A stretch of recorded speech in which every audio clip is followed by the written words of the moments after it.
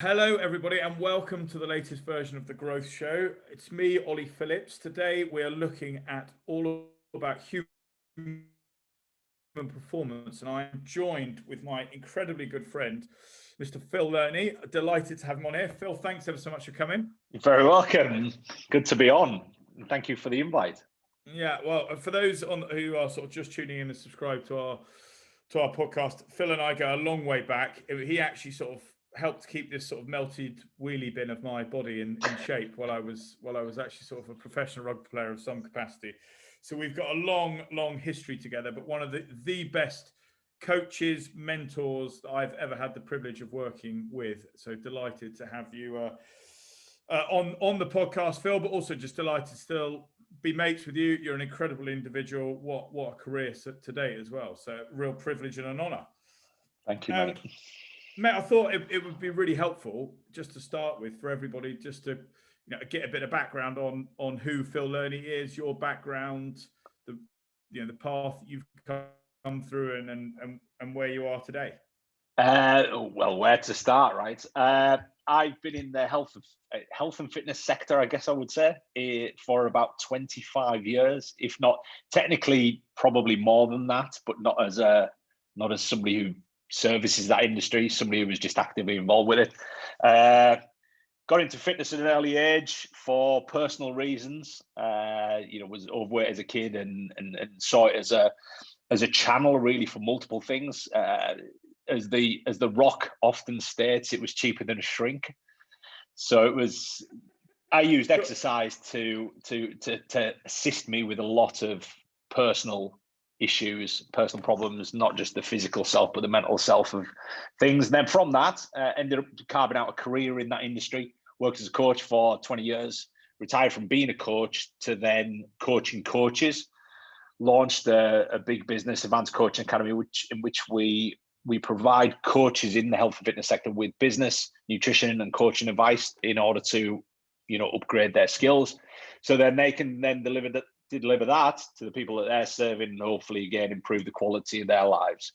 So it's always been around human performance. We all have our different perception of what human performance is, or performance is for an individual. And obviously it's looking at that context and seeing what people want. I always say with, physical change, for example, I'm only really concerned about physical change when it concerns the person I'm dealing with. And it's the same with anything. If somebody's not really excitable about, improving their income, I'm not really excited about it either. It has to be something that they're gunning for. And obviously when we met, it was about your career. It was about becoming a better rugby player. It was about being able to remain on the field. It was about being able to perform very much physically, but also, I guess, mentally. The challenges that you get with things like injuries, and obviously these are things that I know you've addressed. The mental impact that has on you as a sports person, and somebody whose whole career hinges on you being able to step onto a field of play and do something. So yeah, and then that's then developed into several things. We've just launched a new business, which is again human performance orientated, which is we have a nutritional offering that will sit in that space, not necessarily for kind of your pre and your post workout kind of scenario, which is what largely the sports nutrition industry have been looking at, but really framing people's days and looking at people who essentially go to work.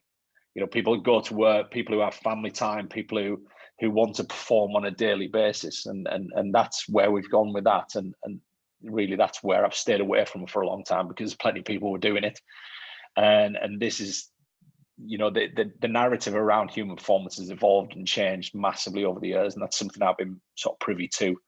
My business partner that I'm in with, he's also been privy to, and we've seen it evolve into something far greater than just, going to the gym, which is, how a lot of people perceive it, right?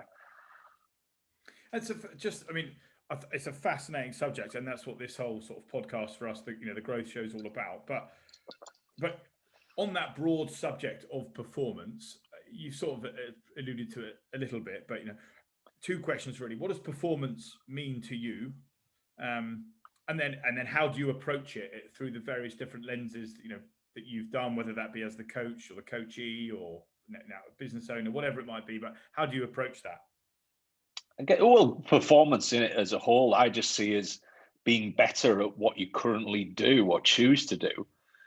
So the idea is that you want to be better at whatever you're doing. So you're always aspiring to improvement. You're always, you have this real, growth mindset around things and how you approach things, and you're always looking to develop and move things forward.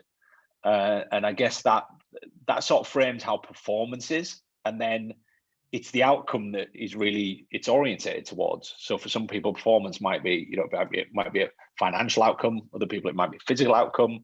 Other people, it might just be an emotional outcome. It might be managing their family time better. It might be, relationships. It might be those kind of things. And again, it's how does that all cross over into each other? And we all know that exercise, and we know that activity, and we know about endorphins, and we know how all this stuff makes us feel, and how it alters our performance with everything else throughout the day. Somebody goes and exercise, they go back into work having exercised at lunchtime, they know that their productivity all of a sudden just ramps and becomes this really special thing. So it's how does that evolve? How do we develop that, and how do we enhance that as we go? And but I mean, I love it. But when you approach that scenario, do you how do you approach that scenario typically from your personal perspective? When you're meeting someone at the beginning, you're trying to ascertain how to optimize their performance, their own potential. Are there I don't know, tricks of the trade that Phil Learney does that you sort of go through, or how do you tackle that? It's not necessarily tricks of the trade, I guess. It's a large part of it is listening, right? You've got to listen to what that individual perceives and what they want. Somebody comes to you and they've got goals, right? Everybody's got goals of some description, and then it's your goal as a coach to firstly manage those goals. So it's about managing expectancies, right? If somebody comes to me and says, look, I want to be in this shape, or I want to improve this, or I've got an injury and I want to rehab it, you've realistically got to put some kind of timeline in there to manage that expectancy.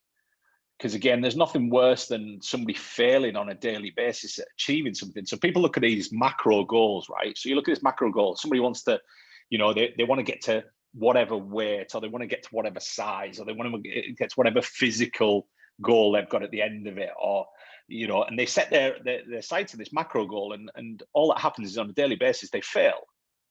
On a daily basis they're failing to reach that goal. So part of my role as a coach, especially when it came to physical things, was to break those physical things down into these micro goals as to what is progress and what does it look like. Because otherwise, these people were coming in on a daily basis and going, look, I want to lose a stone, right? Day 2, they haven't lost the stone, so therefore they feel like they've failed. Day 3, they haven't lost the stone, so therefore they feel like they failed. And all that happens is this pit and kind of negativity around what they're doing. It's a bit like when, addressing something that you're not very good at. The first thing you need to do is you need to address the fact that you address it as something that you're not good at, if that makes sense. If you're relentlessly telling yourself you're not good at something, you're probably never going to be any good at it. It's a bit like that you've got the internal narrative and you've got the external narrative. And there's certain types of people where throughout your career, and I'm sure you've experienced this, I've certainly experienced it, where somebody will tell you can't do something. Now, there's 2 types of people, right? There's the sort of person that'll listen and go, who did I hear that from? Did I hear it from someone who I respect? If I do, I might actually take on board what they said and just believe it. It might be someone they might be a complete stranger. Social media, right? Somebody on social media might say, you want to quit. You don't want to do that because you're not very good at it. And you listen to them, right? And you listen to them, and then that then switches into this internal narrative, right? So you've now got this internal narrative that's telling you on a daily basis that people don't believe in me. People don't think I can do this. I don't think I can do this. I don't think I can do this. So therefore, you then start this whole process of almost sabotaging your own efforts and becoming very defeatist about it. And I know that certainly when we sort of first met, you were faced with this thing that you had expectancies and you didn't have expectancies because you didn't really know. It was a domain that you as a rugby player and a professional athlete, you never taught what the timeline is for an injury. So the first thing that happens when you get injured is the first thing that comes into your head is, oh my God, firstly, is this the end of my career? Secondly, is how long until I can play again or do my thing again? How long before I can get back to work, essentially? And you've got all these things in your head, firstly, that are massively negative, right? And you can be the most positive person in the world, but ultimately they are still going to tick over in your head. So you're thinking about all these things that are going on and thinking, is this the end of my career? How long is it before I can get on the field of play? Will I ever get on the field of play again? And then it's my job, alongside, a physio in our case, was to say to you, look, this is what the problem is. This is what we need to do to fix it. This is how long it's realistically going to take. And what we're going to do is we're going to do our utmost to try and shave time off of that, to get you back and doing your thing that you're doing. And then in your head, you've got to either have trust from me. And at the time we hadn't met before, you based your trust in me based off your trust in somebody else. Somebody else said, go and speak to Phil. Phil will sort you out on the physical side. I'll sort you out on the rehab side. And then that faith then starts to feed into your internal narrative. So you're like, I can do this. I can actually realistically do this. So going back to your question, with respect to everybody that you deal with, it's about controlling and managing and navigating that process as to where do they want to be. Is that realistic? In many cases, it's massively undermarked in many respects. Certainly in business, the people that I deal with in business, they come to me and they go, oh, these are my goals. And I'm like, is that it? Is that all you want? I said, because really we can look at a much bigger picture than this.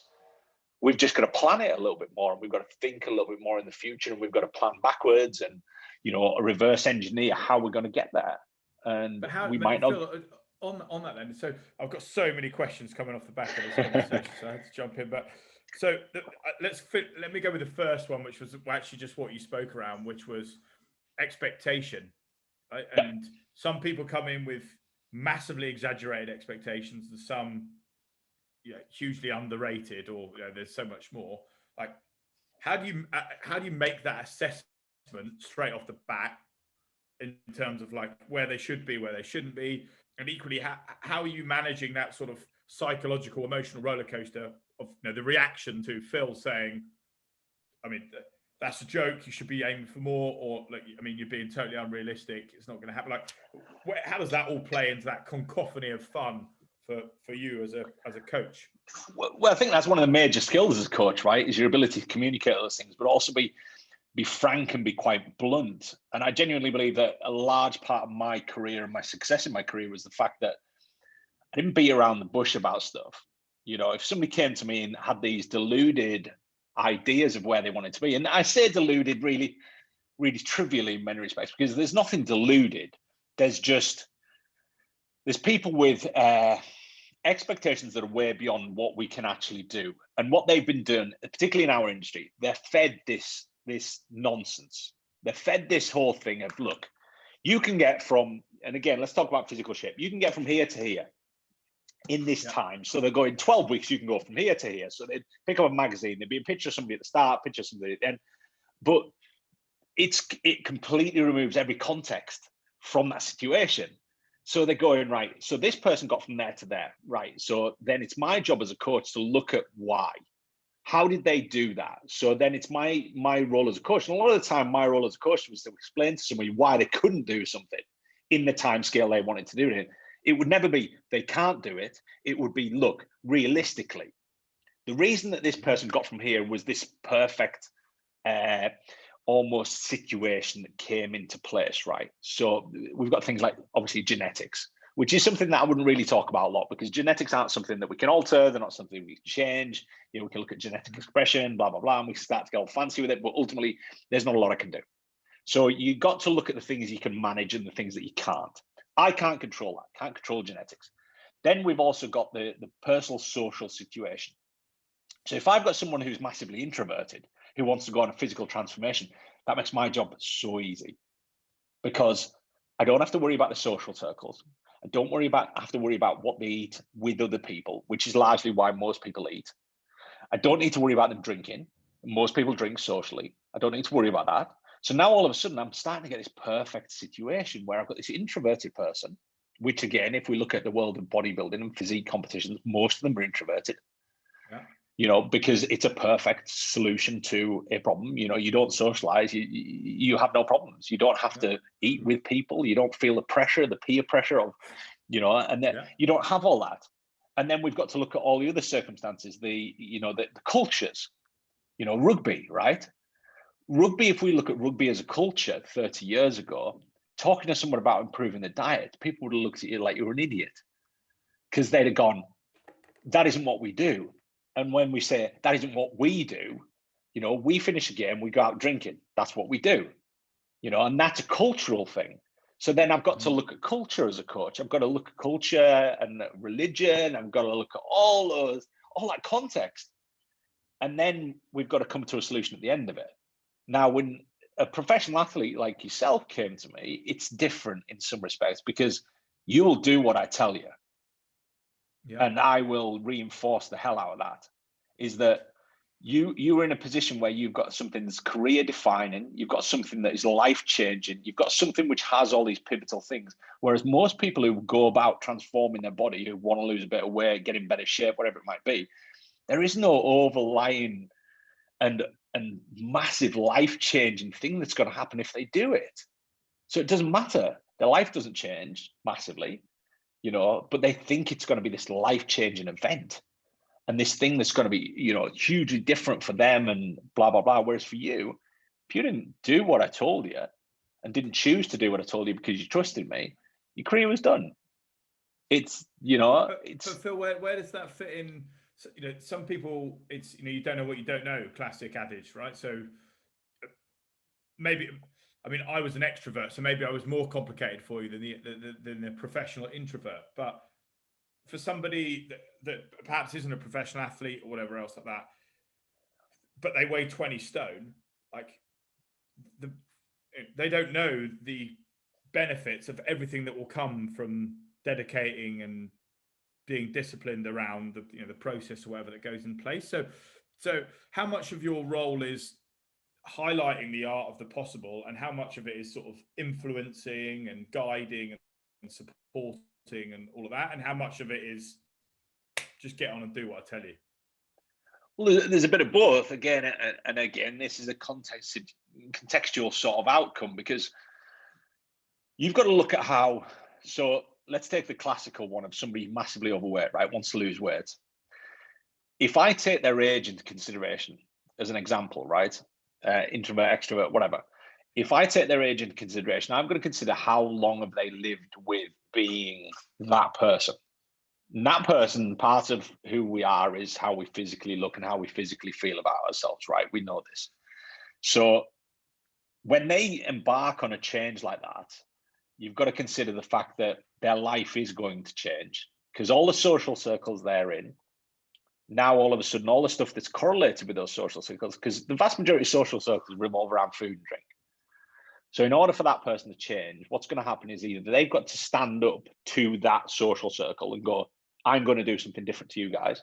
If they do, chances are they're going to be pushed out of that social circle. That's what happens. They're going to be told, no, you don't really fit with what we do anymore. So therefore, we're going to start to almost alienate you. And there's going to be certain situations where you're just going to bail out of. You're just going to go, nah, I don't really want to do that because that doesn't align with the goals I want. And this is what happens in life, right? Is that we've got to think about who those goals align with. And you've also got to then manage that. So as a coach, you're dealing with that all the time. You're dealing with clients that come in and they've sabotaged their entire efforts because they wanted to socially fit in that weekend. So they come in on a Monday morning, and a lot of coaches are going to be like, oh my God, you fell off the wagon, et cetera, et cetera. And there's this whole narrative around it. And, you obviously don't want it enough. Yes, they do, because they're paying you a lot of money on a daily basis to do that. The problem that you have as a coach is you've got to allow and facilitate them to navigate that social environment without damaging their efforts. And, I talk about this with respect to like dietary choices. We have this thing about, if you go on a diet, you don't have to necessarily eat foods that correlate with the diet. You just have to eat foods that have got less calories in them. So what happens is you go out with your mates and all you do is you eat diet foods, which makes them uncomfortable, makes you uncomfortable, causes you problems. And then you've got the negative side of it all, is that this person goes out, they lose 10 stone and they turn into some kind of idiot because Now all of a sudden they have this whole different outlook on everything. And this is the world of transforming people and transformations. And you've got physical, and alongside physical always comes mental. I've had loads of people who've lost weight with me who've turned into complete, I don't know what I can say on here, but complete tosspots. Yeah, whatever you want. Mate, there's two questions I've got to ask you off the back of that. First one is transformation, right? Because that's prevalent in health and fitness industry. It's prevalent in businesses, right? Where companies, particularly now, post-COVID, transformation is the key word, right? Change. How are we going to change? How are we going to manage change? And how are we going to handle the psychological, behavioral change that's going to come for our business, right? So how do you approach that as one of the best coaches that I know in the business? And that isn't just in the health and fitness industry. How do you approach that transformational dialogue? Right. So it's the same whether we're talking about businesses or whether we're talking about physical or whatever it might be, right? Is that wherever you are in life, be that business, be it, relationships, be it, whatever, your physical self, right, is a result of the things that you've done up until that point. That's fairly obvious. So you go into business, you look at what they're doing currently, you look at things that align with the outcome that they want, and then you look at things that don't. So culture, right? Culture in business is a massive thing. Culture can, make a business hugely successful, or it can completely ruin it if that culture is wrong.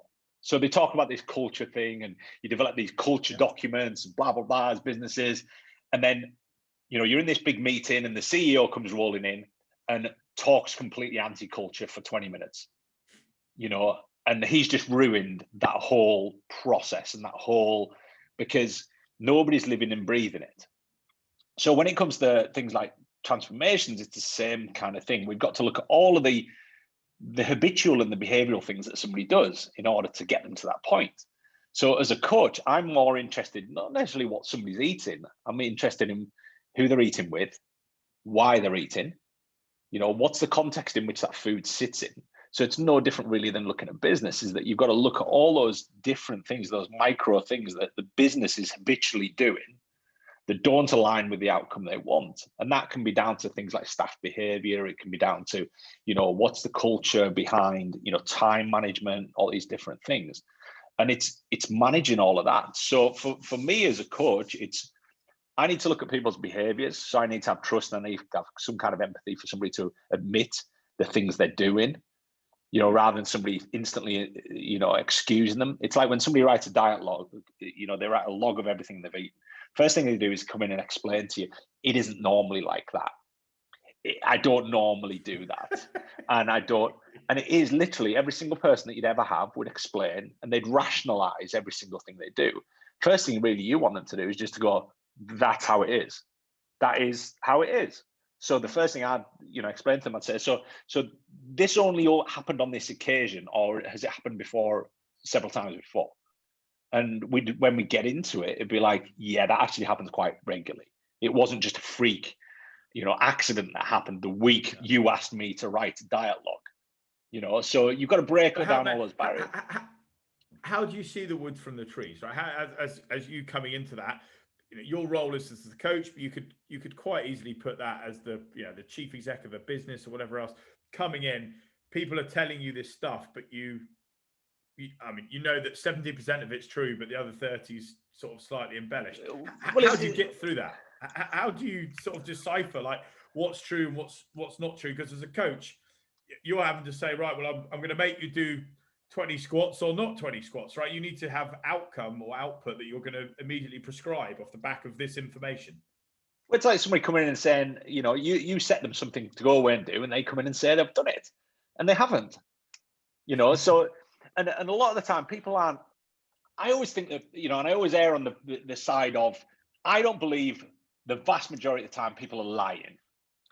I think people are just almost deceiving themselves, or they're in denial about something. So you get somebody who comes in and they've mapped out the way and one of the greatest tools you can do, first thing, is just to analyze the situation, right? You go into a business, the first thing I want the business to do is to sit down and actually look at their processes. and go, I want you to look at your processes, and diet's no different. I'm going to say to somebody, I want to look at your processes. So I want to know what time you eat, when you eat, who you eat with, and then we might look at what you're actually eating. But I'm more concerned about the other stuff. So I'm more concerned about, what the process is, because then it's the process I'm going to address, not the outcome. Because the vast majority of reasons somebody picks a particular food is to do with the context in which it sits. It isn't the fact that they've gone out and gone, I want to eat that. There's a whole load of stuff that sits around it. And we know from habitual behaviors, and we know that habits all have contextual cues. There's a reason why someone does them. So if we then start to look at the contextual cues as to why a business does something or why a person does something, we can then start to address the cue rather than addressing the outcome. Whereas people are too busy addressing the outcome. It's like when people want to change something, what do? They go and quit a bunch of stuff. You can't change an outcome by quitting something. You can't start doing something new just by stopping doing something else. So people go, I'm going to stop eating this. I'm like, but what are you going to start eating?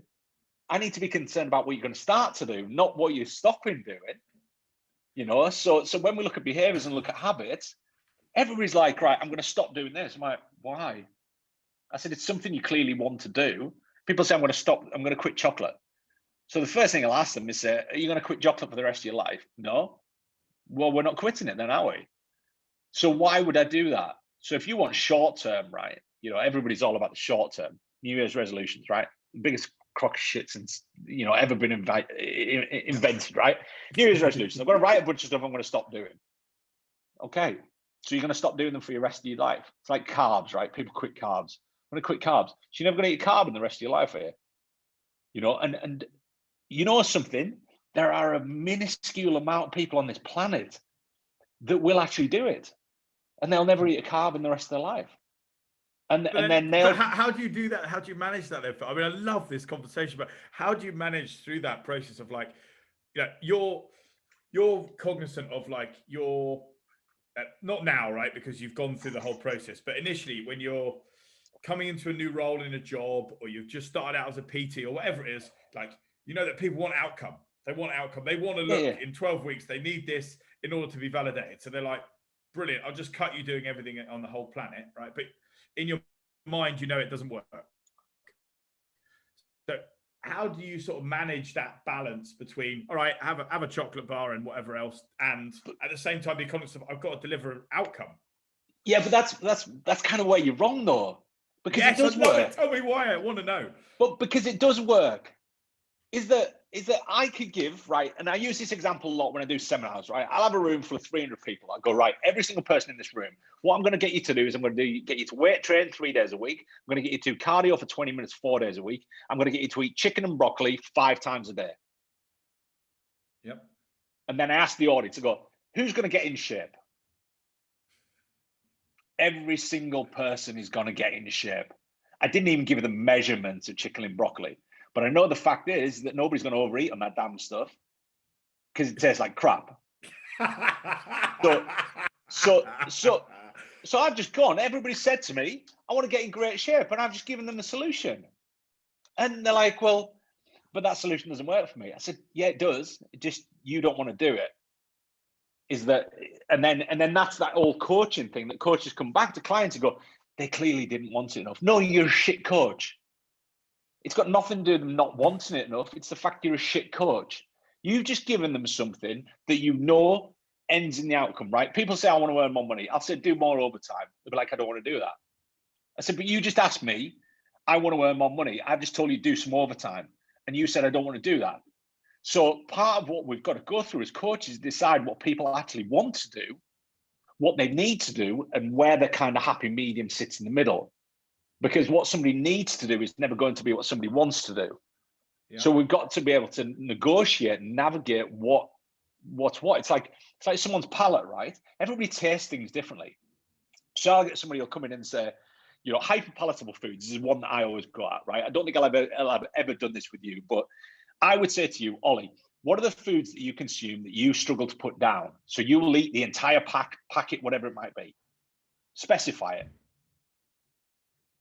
What would it be? Packet of crisps. I mean, for a start, right. I can't stop. So now what we do is we go, right, it's not crisps, is it? It isn't.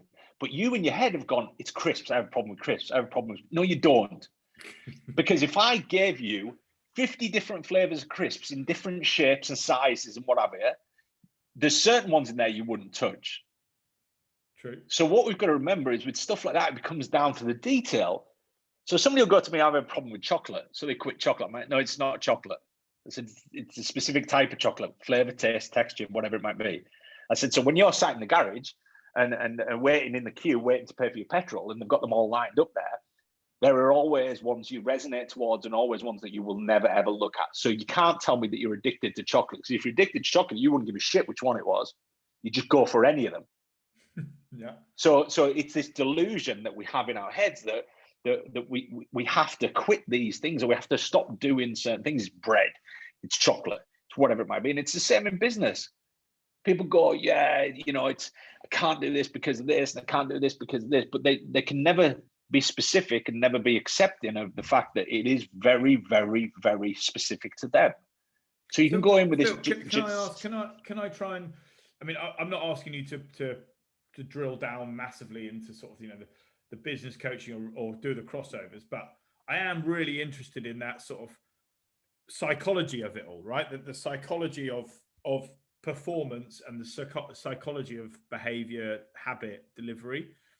So what your diet analogy? How would you extrapolate that across to people that are like, I want to be chief exec one day, but I can never be, or I want to be a millionaire, but I can't, like those sorts of conversations that people go through all the time. I want to own a Ferrari, but I don't earn enough money. Like, I don't know, like how does that sort of psychology work? Well, the first thing is to remove the word "but" from everything, right? Yeah. Is that the first thing somebody's done is they've excused themselves. They've gone, I've got this goal, but. So when somebody puts that into a sentence, they're doubting themselves, right? So straight away, there's a vocabulary shift that needs to exist. Mm-hmm. So these are things that subtly, and I always used to go through this with coaches, and again, I'll pull this back to dieting and diet again, is that people would come in and say, I know what I should be eating, but, right? So instantly, when you hear somebody say that, you know they probably do know what they should be eating. And if not, they're not a million miles off. I could go out to not maybe a bad example right now, but if I take a walk down Oxford Street and, when there's hundreds of people there, thousands of people there, and I stop people in the street and I said to them, do you know what you should and shouldn't be eating? And I give them a list of foods. They'll go, no, I shouldn't be eating them. List of foods. Yeah, I should be eating them. Most of the general public know what they should be doing. Same in business. Most people know generally what they should be doing. The problem is they don't know how to execute it. So when somebody says to me, I know what I should be eating, but they don't need help with telling them what to eat. They need help executing the plan. Yeah. So what are the reasons that they don't execute the plan? So they've got a list of foods that are good, list of foods that are bad. The good stuff all tastes good. The bad stuff all tastes terrible. So what's one of the goals I've got to achieve is I've got to make the good stuff taste good. The healthy stuff tastes good. So if I can do that, but then if they're lacking in cooking skills, what are the things that I need to do in order to get to that point? So when we talk about business, it's what are the processes I need to go through to get someone to achieve the outcome? So when it comes down to food, and again, I'm sorry to keep going back on food, but it's something everybody can relate to, right? Even people in business. Is that in food, one of the problems we have with food is that there's a generational problem with people can't prepare it. They don't know how to make it, right? What's one of the problems in businesses that we encounter now is that any businesses that's been running for the last 20 to 30 years have no idea what to do with social media for the most part. Yeah. Because what they've done is they've got a series of processes that they engaged with and developed a company culture around that are 20 or 30 years old. And we've seen this, is that businesses that didn't evolve have gone. They've disappeared.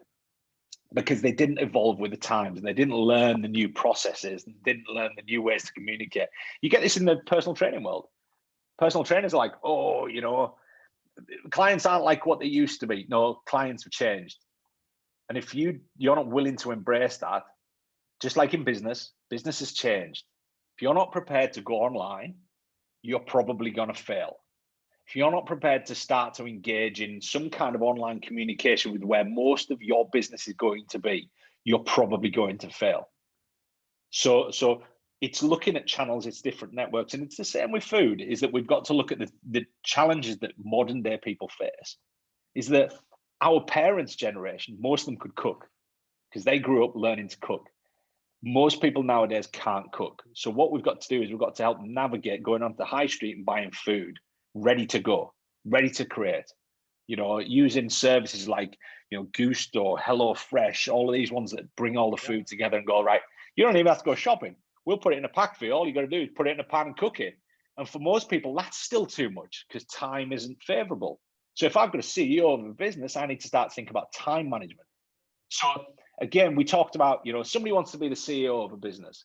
They need to manage their time better, right? So I need to claw back time wherever I can. So if that means they have to eat food that's prepared for them for the next 10 years, that's what they got to do. Because in doing so, they're saving themselves 2-3 hours a day in which they could work on their business or work on their self-development or work on whatever it might be. Yeah. So we've got to look at what are the goals, what are the macro goals, what are the micro goals. So for me, I love cooking.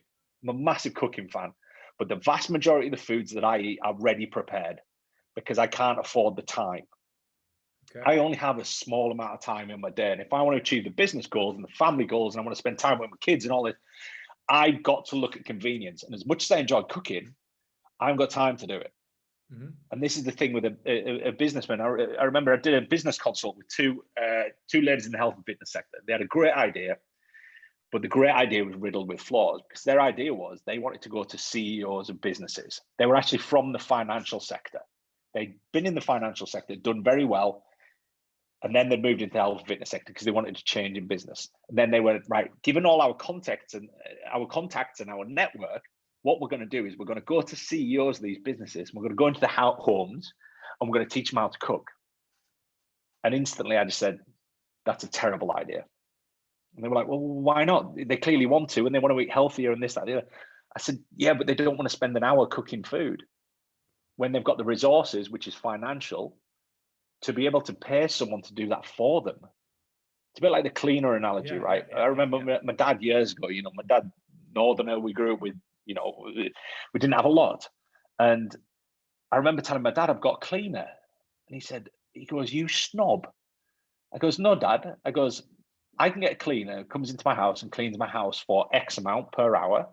I said, if I work for that hour, I make 3 times that amount. That's not rocket science. I said, and they do a job twice as fast as I can because they're trained in it. And they also do the job better than I do. And I don't like doing that job.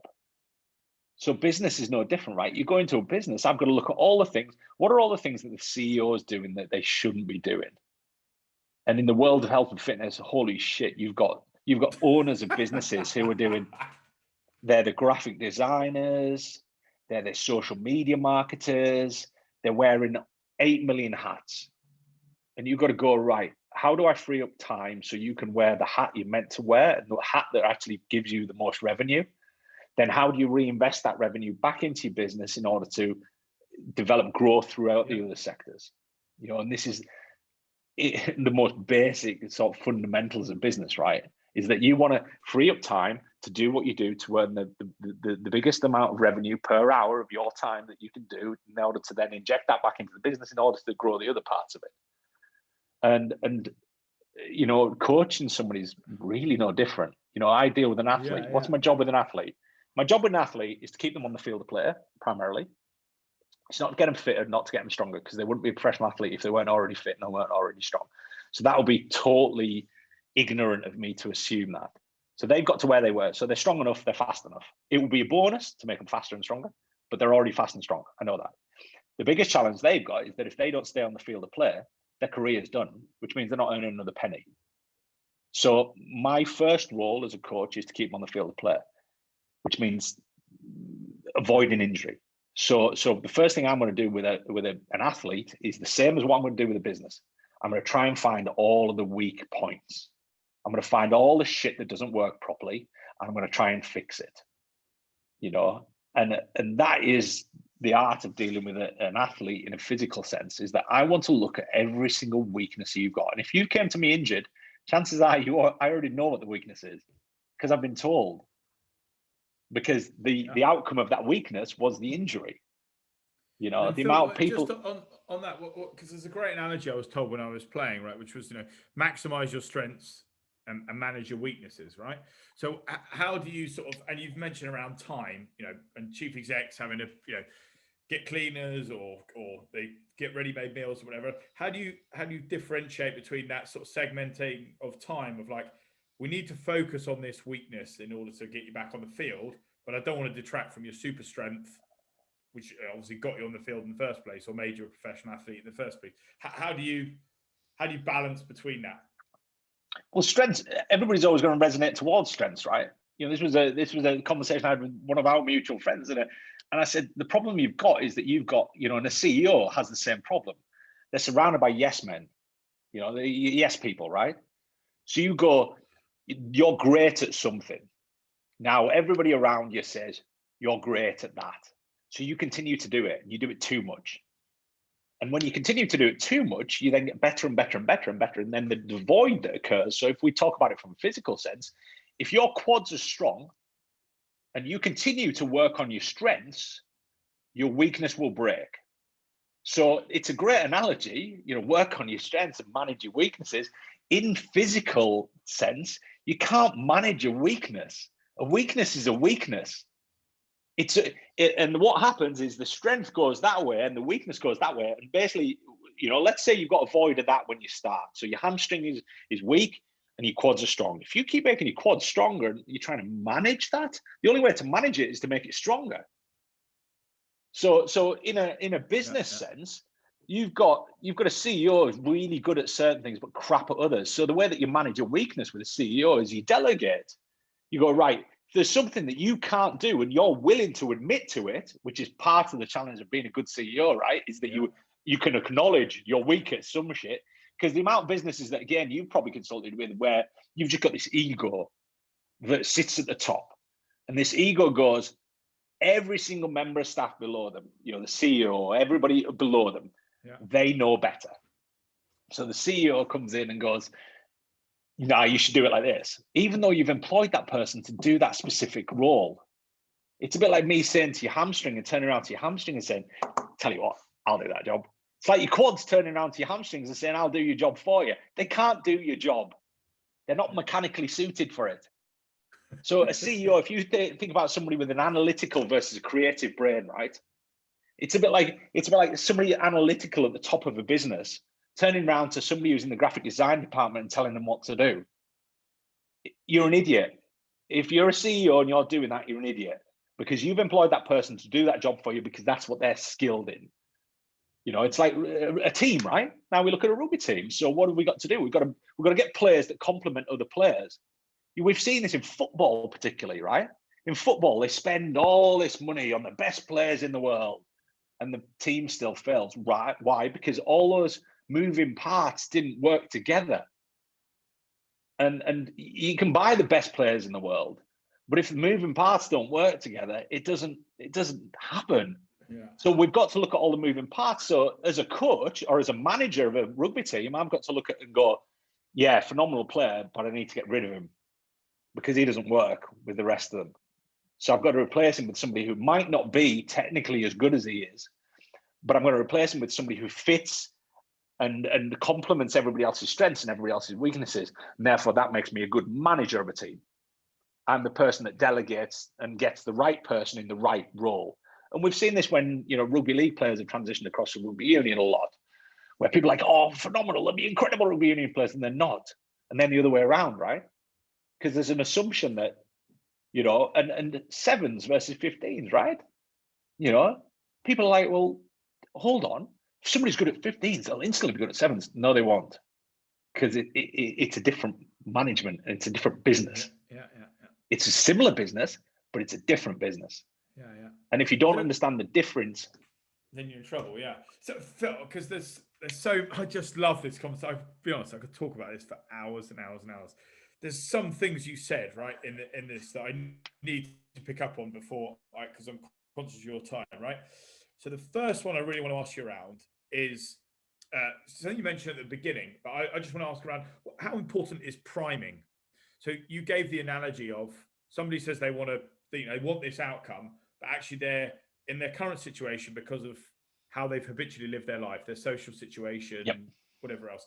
And I think that's the context that's similar for a business. A business has got there because of a certain background and certain consistency and certain habits it's picked up. It wants to do something differently, or a person wants to do something differently. But there are social consequences, for want of a better description of that.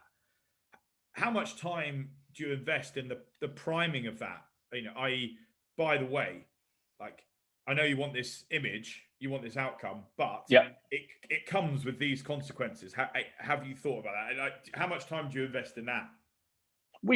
Again, that's part of the managing expectancies, right? Is that it's the difference between, it's like becoming a parent, something, again, we both relate to, right? Is that you've got to kind of accept that all of a sudden there's a whole load of things about your life that are different. Priorities change, responsibilities change, all those different things change. And this is again, it's no dissimilar to business. Is that as business practices evolve, and obviously COVID, right? COVID's a great example of something which was a great humbling thing for a lot of businesses, where they're like, look, we don't have a management system in place for this. So therefore, what we've got to do now is we've got to adapt to the situation that wasn't expected. It's like somebody having a baby without, it wasn't planned. It isn't in line with really the process I'd had in my head, and it doesn't conform with, and it's these different stages of somebody's life that you've also got to consider, right? And it's the life of a business, because people have this perception of, if you're a startup, there's certain things you do and you don't. No, there's certain things that you don't do in certain situations, because if every startup has a different model for starting, right? Yeah. And then you've got businesses that have been around for 20, 30 years. And the problem you've got there is you've got these whopping great juggernauts that can't pivot. So really, it's the whopping great juggernauts that have suffered during COVID, because none of them could move. None of them could adapt, because there's too much to adapt. You can't change it, right? So you've got to look at, so you've got to prime people for the outcome, and you've got to manage the outcome and that expectancy based off the situation that they've given you. And when it came to physical stuff, it's got to, you've got to look at history. I've got to look at your history of injuries. I've got to look at your age. I've got to consider, what's your diet like? So if you came to me and you had the worst diet in the world, the problem is that you're not going to recover as quickly. So a lot of the situation that you brought to me with an injury was okay. And we could refine it a little bit and make it a little bit better and improve on it. But if you came to me and you were, the classical rugby player of 30 years ago who just had a horrendous diet, never really trained, was just good at rugby. The problem I've got there is that I've now got to habitually get you moving. I've got to get you to understand the consequence of the outcome if you don't do it right. So physio, again, you'll have talked to Kevin about this, right? It's one of the biggest problems with physio is most people don't go away and do it, because it's boring, it's monotonous, it's time consuming. Your physio might turn around and say to you, right, I want you to take this vibrating ball and you're going to put it in your arm, you're going to leave it there for 20 minutes. The people won't do it because it's inconvenient. Yeah. So people look at things with respect to the convenience they have for their life. If it's inconvenient. So Phil, can I ask, sorry to jump in there, because you mentioned around that, and that's obviously a really important part, because what it leads to is failure, right? And so I just was wondering, within your coaching structure of performance, like what role does failure have within that? That's a big question, but like, how important is it, or how much do you move away from it? Or failure is a massive role, but failure is something that people have got to accept, and this is, and even just in the finite way that you program, right? So bodybuilding. Let's look at bodybuilding, right? Bodybuilding is about making a muscle fatigue to the point that it fails. It can't do its job anymore. That's how you bodybuild. That's how you build size on muscle, and you get it to then adapt and blah, blah, blah. And you can't make something adapt if you don't fail in many respects, right? So you break a bone, the body adapts, and it uses calcium and blah, blah, blah. And the body adapts. And often you can get a bone that will come back stronger than it was before, because you almost hyper adapt to it. So failure is a massive thing. So if you look at the program of, for example, bodybuilding, Bodybuilding is programmed in that you have a rep range. So you accept someone is going to fail. So you go, look, you're going to do 4 sets of 8 to 12. So the idea of giving them that range is that you're accepting and getting them to realize that even when they hit 8, they haven't mentally failed. They have failed, but they haven't mentally failed. Right. So you've got to think. So if we just look at a basic program of 4 sets of 8 to 12, there's 2 reasons why there's an 8 to 12. There's the reason that you've got to have physical failure, but then there's also the reason that you don't want somebody walking away thinking they've mentally failed. So if you said which of the 2 is the more important for you as a coach? And the mental, 100%. The mental, because and how do you manage it or recover it if you get it wrong? Because, well, firstly, the reason the mental is more important, because the mental is the reason somebody will stop doing something. We know that we're a result of our habitual actions. So if you start going to the gym when you're 15, you're still going to the gym when you're 40, you're going to be fine. You might not have got to the size you wanted or the strength you wanted, but the fact is you're continuously doing it. If you improve your diet, if you continuously do it, things will get better. They might not get to exactly where you want them to get to, but things will get better. It's like work. If you continue to work hard and work hard, chances are you will probably earn more money on a yearly basis. It might not get to where you want it to get to, but then that comes into all the finite things that you weren't willing to sacrifice or do or weren't convenient to your situation, right? Yeah. So the mental part of it is hugely important, because if that person gets to the end of it and goes, oh my God, I failed, there's this negativity that carries over into the next session. So firstly, they don't want to come to the next session because nobody really wants the embarrassment of failure, right? Nobody wants to see that. And it's almost this thing where, when we talked about diet before, is that if you're out with a bunch of your mates and there's a bit of banter, right? And you're out with a bunch of your mates and you're wanting to lose weight, you tell all your mates that you're going to order the salad instead of ordering the burger, they're going to rip you for it. Now, there's a certain endearing thing about that. That isn't because they hate you and they want you to fail. That's because they don't want you to change, which is an endearing thing, because they're saying to you, we like you the way you are, so please don't change shit. So when somebody's trying to, and you've got to understand the difference. Is it somebody who's just negative towards your goals and who's trying to pull you back? Or it's somebody who's trying to be comforting towards you? It's a bit like going, you go to your mum's house or your grandma's house and they cook you, and they know that you're dieting, but they cook you all this lovely, tasty food. And they've done it for an endearing perspective because they know that you're missing really lovely, tasting food. So they're trying to be nice to you. And you're getting all angry at them and going, oh my God, I'm dieting, blah, blah, blah, blah, blah. And then, they're trying to force and peer pressure you. And there's an endearing aspect to it. So as a coach, you've got to get people to grasp when failure is a part of the process. And then you've got to work on that mindset that somebody might have, and I had clients that I dealt with for 6 or 7 years. You actually met one of them that was a prime example of this. Yeah. And he used to beat himself up when he didn't achieve what he wanted to achieve in the gym. So if I said to him, I want you to get 8 to 10 reps, maybe bad from my perspective that I didn't gauge it right, and he only gets 7. He'd then leave and he'd have this kind of scornful look on his face and he'd be like, yeah. And as I'd say, is everything all right? As he was leaving, he'd go, no, he goes, I didn't do very well today, did I? I'd be like, yeah, you did. You did great today. And then my job as a coach then stepped beyond the platform of the gym. So then my job as a coach was to reiterate to him probably later in that day. So I would message him later in the day and say, Chris, look, you did incredible today. And that is part of the process. And he would do that, and he did it repeatedly for the best part of 8 years, every single time. But he kept turning up. Go on, yeah. But so he kept turning up. Then builds to my final question around it all, which is the role of trust in what you do, right? And which is fundamentally got you to being one of the best in the business. So how I mean, I know you're going to say it's massively important, but like, how important is it? And more importantly, did you have a process or a way of building and establishing trust? Early on in my career, yes, because I had to. this is a bit like having a, you know, I say fortunate. I worked very hard on my reputation, and I worked very hard on making sure that every single person I dealt with had a similar experience, albeit their experience, a similar experience. So they come away from it and go, look, I learned a lot, I achieved a lot, and there were odd times I got it wrong, you know, and there's a certain number of clients, and these are people that throughout my career, I just didn't manage well. But for the most part, you know, I would manage everybody slightly differently. But then as you get later on in your career, people just respect that you're good at what you do.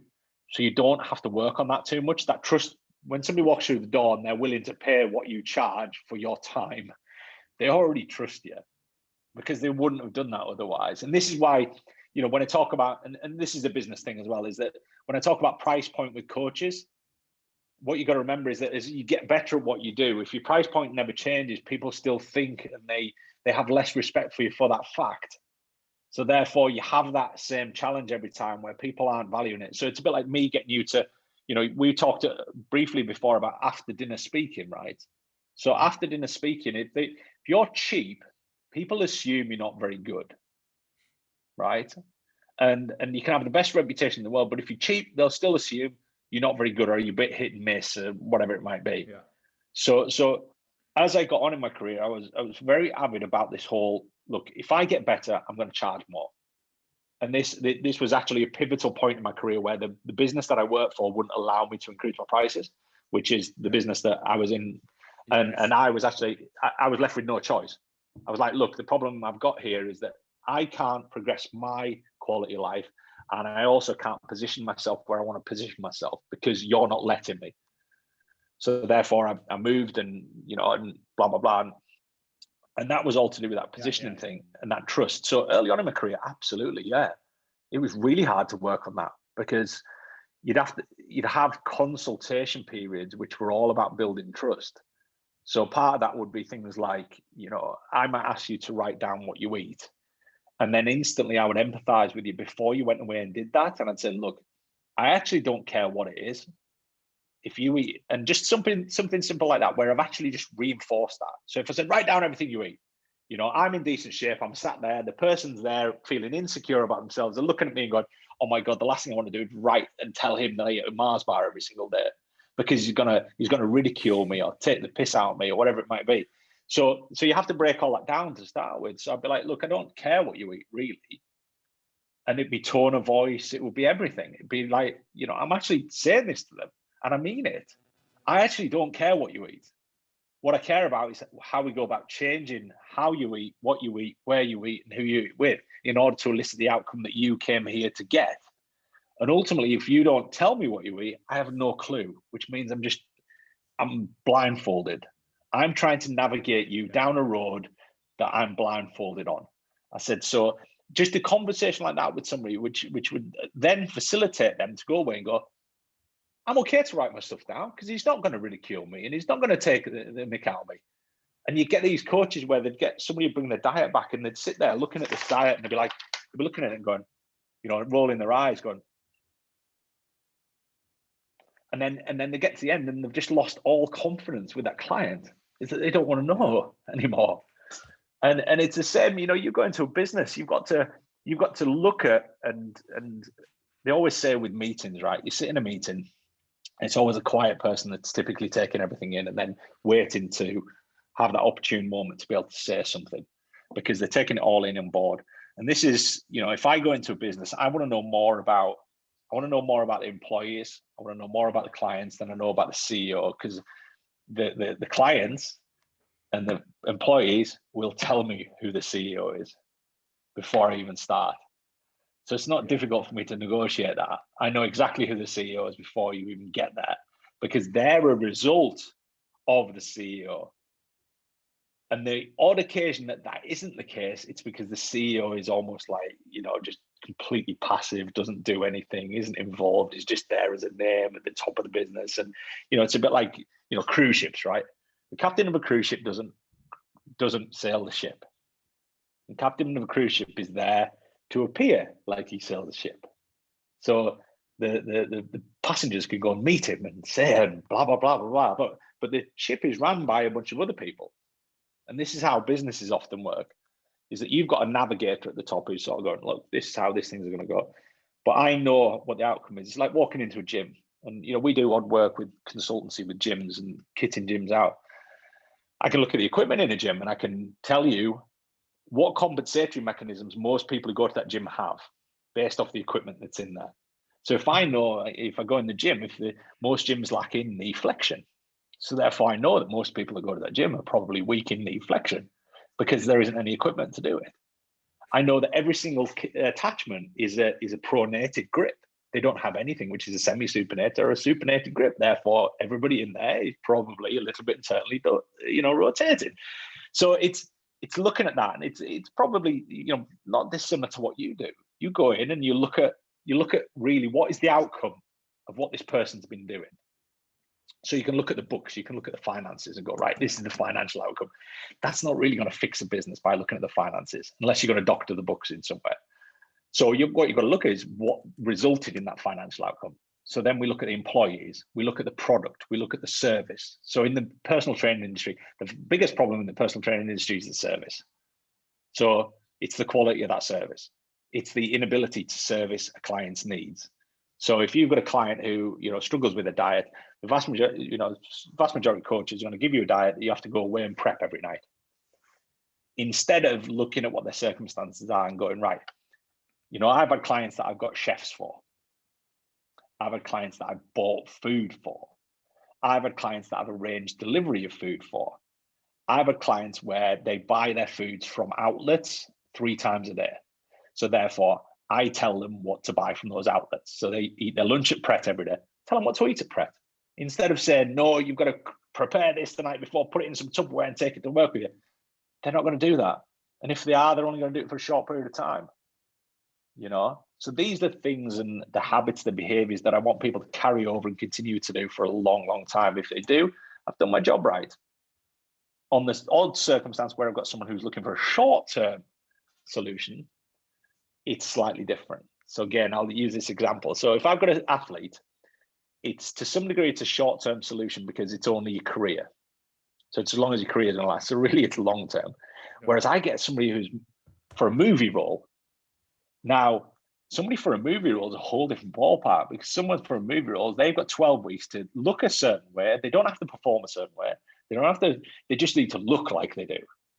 Yeah. So then all of a sudden now, a lot of those rules just go completely out the window, because what we're doing is we're creating this fake visual of what's actually happening, which isn't actually happening, if that makes sense. Yeah. So it's a bit like you going into a business saying, look, we want the business to be successful, or we want the business to appear successful. You want the business to appear successful, that's easy. You can take pictures all over Instagram, get the CEO next to a few sports cars and get him in a helicopter and blah, blah, blah. You can give the visual appearance of something being successful.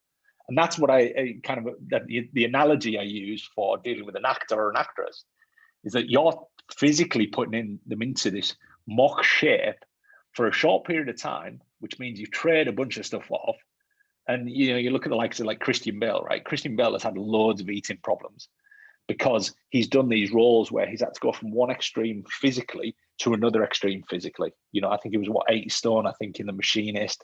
And then he went up to Batman where he was about 220 pounds. And, it was crazy. Yeah, and in doing so, he's created a bunch of eating problems for himself, which were, they promoted it as that. But that was the trade-off. He got millions of quid for it. So then is it worth it? I don't know. That's in the eye of the beholder, right? That's absolutely. He's going to decide, was it worth it? User sport, probably American sport more so, right?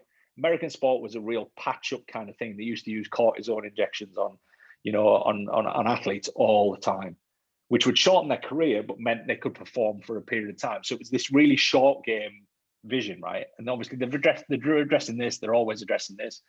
And it was this thing of, let's patch him up so we can get him back on the field of play, because we've got a roster of another 30 people who can step in his place if he gets injured. So there was never this care and attention for this person's career. There was just this care and attention for, we've got to get them on the field of play. So they'd almost patch these little bits up, get them on the field of play. So they had this pain that was really telling them to stop, that would allow them to carry on doing something, which would then, render something that would tear completely off the board. But then that person's career was over. But the business that was looking after them didn't care, because they've got another bunch of people who can come in and step into place. So again, that's a whole different story. But yeah. Phil, mate. I mean, mate, I'll be honest. I would go for hours, but I'm conscious of your time and everyone else's time. I'm good. I'm good, mate. You can go on as long as you want. Well, I will. I'll be honest. I would love to, but I've got a couple of questions I want to ask you after this anyway. But just for everyone listening, whatever, so if they want to get in touch, if they want to know more about your philosophy or your business or your coaching, whatever, like how do they find Phil Learney? Where do they find him? You'll find me on Instagram. My Instagram channel, however, is focused heavily towards the coaching industry, so the health and fitness sector coaches. My website is advancedcoachingacademy.com, which again is heavily health and fitness sector. I do with a little bit of consultancy here and there for businesses, and I actually do quite a lot of work outside the health and fitness sector now. But my new business is Human24, HMN24.com, where entirely about human performance, not just physical, mental, time management, discipline. We're talking about all those things. We've got a great podcast in which we've had you on, and we're just talking to people. Just tell everyone about that. I mean, in closing for us, tell everyone about where Human24's come from, what the mantra is behind it, what the philosophy is, and what to expect. I mean, you've had reprobates like me involved in the podcast, so clearly discrediting already, but it's still staying head and shoulders above the rest. But yeah, just give everyone a bit of an insight as what to expect. It's on its way, isn't it? Yeah. So what it was is, I've been in the human performance world my entire life. As a sports person myself, and then as a coach and all those different things, and obviously as a businessman and et cetera, et cetera. So I've been in the performance world my entire life, and that performance narrative is always carried over into other aspects of my life. My family, and everything I do, I try and address with the same discipline, with the same outcome. And we talked about this briefly beforehand about working out was always that 1 hour of a day where you try and perform optimally. And then as you get older, you realize that, hold on, if I want to achieve some notable success in any aspect of my life, parenting, business, friends, social time, whatever it might be, there's a certain performance narrative I've got to follow it with, like being present. Being present nowadays is something where people have to work at it. They have to work at turning their phones off and being present and doing all these different things. So there's all of this. Then we've got the world of biohacking, where people are trying to improve performance across all these different things. So I've watched as that's evolved over the years, and people moving away from, I just need to look a certain way, because remember, a lot of the kind of vanity metrics that are involved with our industry is that a lot of people look like they perform very well physically, but they actually don't. And it's the same with business. There's a lot of businesses that look like they're doing really well, but they're actually not. It's pulling that performance narrative across into the world. And then, so what we've done is I've partnered with a good friend of mine who he was the owner of one of the biggest supplement companies in the UK, PhD Nutrition. And we've been friends for 20 years. I did a bit of work with them early on. And then the sports nutrition world started as this race to the bottom. It was, everybody was producing the same things. There's fundamentals of sports nutrition that will always remain there. There's a lot of stuff with good advocacy. There's a lot of stuff which has good impact and good effort and has a purpose in the performance world. But then we needed to look across into things like cognitive performance, mental performance, physical performance, and how does that equate to somebody's life? So we brought together Human24, and we both said, we're kind of fed up with the offering that's out there for performance, and we wanted to talk about it in this grander scheme. So basically, we developed this brand for business people who are on a daily basis trying to be better, trying to achieve their full potential in whatever it is they're doing. And we figured we'd deliver this narrative in the form of content. So we have this support mechanism, which is all the content we produce. We write about stuff, we talk about stuff, we provide people with the tools that they need to be able to do that. Then we have conversations with people who are qualified to have conversations with about performance. Now it's crossed over into their world and blah, blah, blah. You know, we chatted to you. You were the first podcast that we actually had on because that's your world now. That was your world before and it's your world now, but it's a different world. And that was the interesting thing about it. And all the lessons that you've learned and the experiences. And the podcast with you was incredible. And, you know, and again, I'm going to talk to your listeners now and say, get across, have a listen to it, because the problem we have a lot of the time is that people don't get an opportunity to see what you're about. You're too busy talking to other people about what they're about. So that gives people an insight into what your experiences are, where you came from, you know, what you've learned over the years, and all those different things. So we want to put that across. So we did that through the podcasts. We've recorded, I think, 27. I've got a podcast this week with one of the greatest martial artists of all time, undefeated Roger Gracie. So we're chatting with Roger this week, which will be interesting. And I'm also, I have a podcast next week with a chap called Beard Meets Food. Now, this is an interesting one because he's the #1 eating champion in the world, in the UK, right? But he's in pretty damn good shape. So it's interesting. So we want to talk to him about why did he make the career decision to go down as, I want to be the best eater in the world, but then I want to also keep myself in decent shape and have this health narrative that goes over the top of it. It's quite fascinating. And I've always been intrigued by this since back in the day. There was a Japanese guy who was the world champion eater. And when he used to finish these world champion events, he used to lift his shirt up and the guy was ripped. And he used to have abs, but what would happen? It was like this distended stomach with these abs sat on top of it. And it was fascinating. I can't remember what his name is. He's got quite a long sort of Japanese name, but it fascinated me. And then the guy that came in second was also the same. He was in great shape. And it's just an interesting conversation, right? They're people who we've got an SAS guy on next week as well. And we're just having conversation with these people because it's interesting to see people's insight on it. Then we have supporting products coming out. So again, my business partner's from the sports nutrition sector, so he understands that. You know, I've been talking about it for decades. So we've brought it all together, and what we've got products that circumnavigate somebody's 24-hour day, hence the name Human 24. And these are all about supporting cognitive, mental, physical performance throughout the course of somebody's day. So people who want to perform, people who want to, you know, wake up in the morning and be on point and get this kind of deep focus in everything they do. They want to get this flow state going and what have you, and also be able to recover from it all.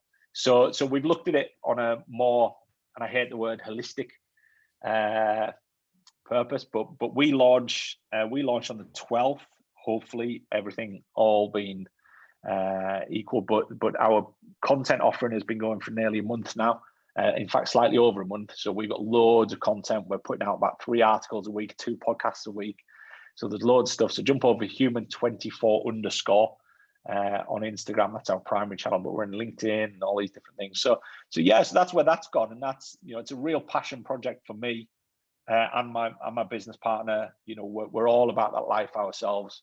And you know, it's getting the most out of everything we do in a day. So yeah, and you're part of that journey. So if I know one thing, anything that Mr. Learney puts his hand to will have enormous potential growth, just because of the energy, enthusiasm, knowledge that goes into it. It's incredible, the story. I mean, we've been friends for nearly 15 years now. I mean, an incredible human being. It's been a privilege to have you on the podcast. Make sure everyone, please go out